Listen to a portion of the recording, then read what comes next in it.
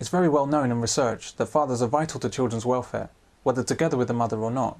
We looked at mothers' reports of how well their children were doing after separation, and essentially the story was exactly the same, that the children who saw more of their fathers, who had frequent and regular contact with their fathers, who felt close and involved with their fathers, were doing much better in terms of adjustment. I mean, there's a completely clear, unequivocal pattern of results.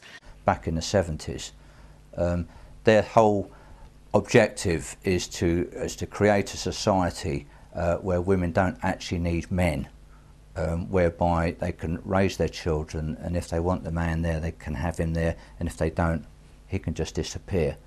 And it's a society that we're slowly moving into. It's not a very healthy one, because children don't, as a rule, benefit from a single parent family. They're usually worse off as a result of not having a father. It's not to say that there's not single mums out there not doing a good job, I'm not saying that, but all the evidence in terms of health, education, prospects, that sort of thing, childbirth, you know, when you get teenage pregnancies and all the rest of it, most of that comes from a single parent setup. So it's not healthy for society, but the radical feminists, that is a society that are pushing us into. And heaven knows what this is doing for children. Children need to have men and women in their lives. If you can look at all the family tax credit systems and that type of thing, and payments to encourage the childcare facilities and that sort of thing, then obviously that's the route that they're taking. And if it appeals to women, and women have been told and brainwashed over the years that you've got to go back out to work, and they have been brainwashed, and there's all these childcare facilities as well, then you end up with a society that's moving along that line of its own volition. I worked in the park referral unit, which was a unit where children were expelled from school, and every child apart from one come from a broken home, and that was quite scary, that could be my child or my children in that unit in 5 years' time. But the police, government and businesses like the NSPCC all want to reduce the involvement of men in children's upbringing, and so they deny the importance of fathers. What have we become? We allowed this system to continue when we know the damage that it's doing. It breaks our hearts, destroys our children, it's ruinous for society, it makes the culture vulgar and perverse, it costs a fortune, and it flies in the face of everything we know as humans. It's precisely because of the damage to society that results from the forced removal of fathers that this system exists. Wait till your father gets, wait till your father gets home. One of the main reasons that fathers are so important to upbringing is that men are generally far better at disciplining children than women. You could be the baddest mama on earth. I don't give a fuck how good you are. Ain't nothing you can say more powerful than, I'm gonna tell your daddy. Can't fuck with it. Can't come closer, I'm gonna tell your daddy. This is certainly not about hitting children. It's about knowing how to be firm but fair and setting boundaries.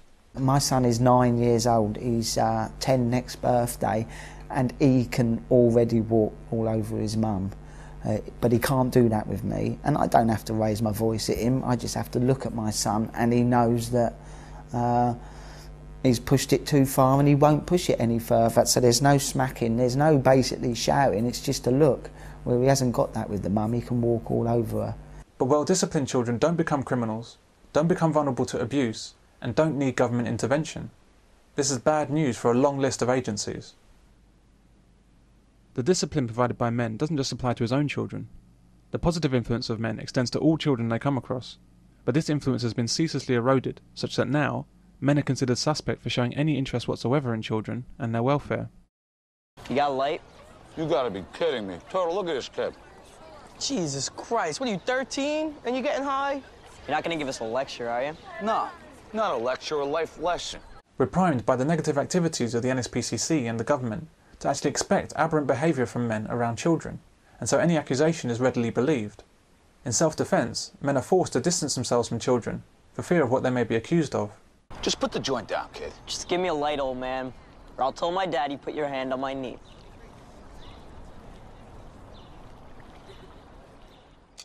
Problems with children today is because adults have distanced themselves to such an extent and are too scared anyway to get too close to them, the children aren't being fed the right information.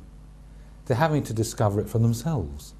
There's no one to be close enough to lead them through the emotional situations, to guide them closely. And they're seen as they're kind of objects. They're distant from a man's point of view. Children are kind of distant objects unless they happen to have their own. And so in a sense we're no nearer than we were in the Victorian era, if you see what I mean. You see children around you in the streets, maybe getting up to mischief, maybe playing truant. Nobody says anything.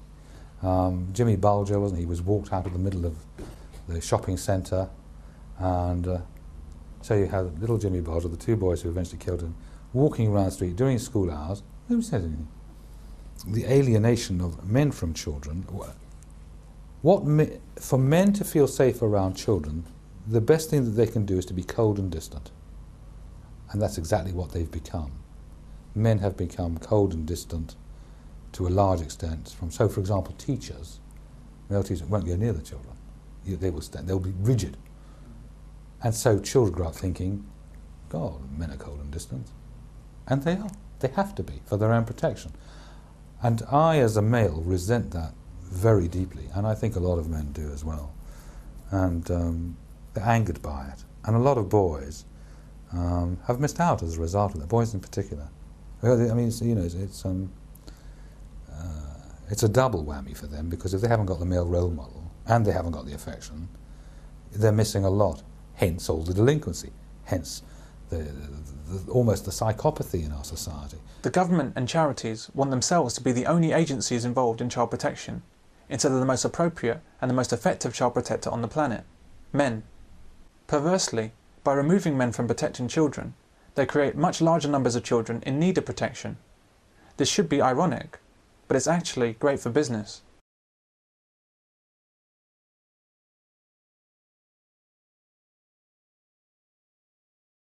Both girls and boys need the guidance and example of their fathers, but in different ways. Girls need the example of a man and father. I got a little baby girl, right? And it's amazing when you have a girl.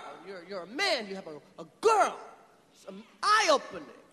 Because I realize I'm the man in her life.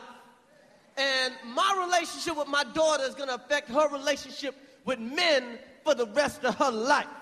And every man in here is dated a woman with some daddy issues. Boys need discipline and someone to look up to. The average 13-year-old boy is stronger than his mum, but he's not stronger than his dad. On a fundamental level, boys need to know that their parent is stronger than them. There's less and less control in families because quite often they're single-parent families. You haven't got a dad there to keep control, and I don't care what anybody says. When you've got a young man coming up to 16, 17, 18 in the house, you need a father there to keep him in line. Even my sister, who's been a single mum for years, very anti-male, I don't need a bloke and all that sort of tosh. Of course, when her boy got to 16 or 17, she actually said to me, I never thought I'd say this to you, Steve, she said, but I could really do with a man in the house just to keep him in line. This is why Childline and other NSPCC activities and government child services are so insidious. They seek to usurp the father as head of the household and the main authority in the family, and replace him with external forces. Threaten to phone child services. Why? Because if you phone child services, they'll come and take your dad away and he'll get in trouble. You won't even have to call. Just pretend. It'll scare the shit out of him. You're 10 years old, you figure out how to scare the shit out of your dad? That's like finding kryptonite. These agencies want to prevent discipline being applied to children and prevent families from solving their own problems. This leads directly to family breakdown and wayward children, which is precisely what they depend on for their business. Mothers assist in this process of family destruction by failing to understand how they're being used against fathers. What does the government gain from demonising men in this way? I think at the very back of all this, at the very early days of the feminist movement, was a concept from women who were in the movement that the family should be deemed the mother and the children. That was the family unit. And as far as they were concerned, fatherhood was expendable. And slowly, as the laws became slanted towards women and children, the concept came about that women would go out to work and the state would provide childcare for the children. And in a sense, that is lingering behind everything that's even going on today. Single-parent mothers are encouraged to go out to work and find other alternatives for their children. There is no concept that a childless father is far more likely to become an adolescent criminal than a fathered and mothered child, and that if the father is not in the family, why on earth should the mother then desert her children and be forced out to work?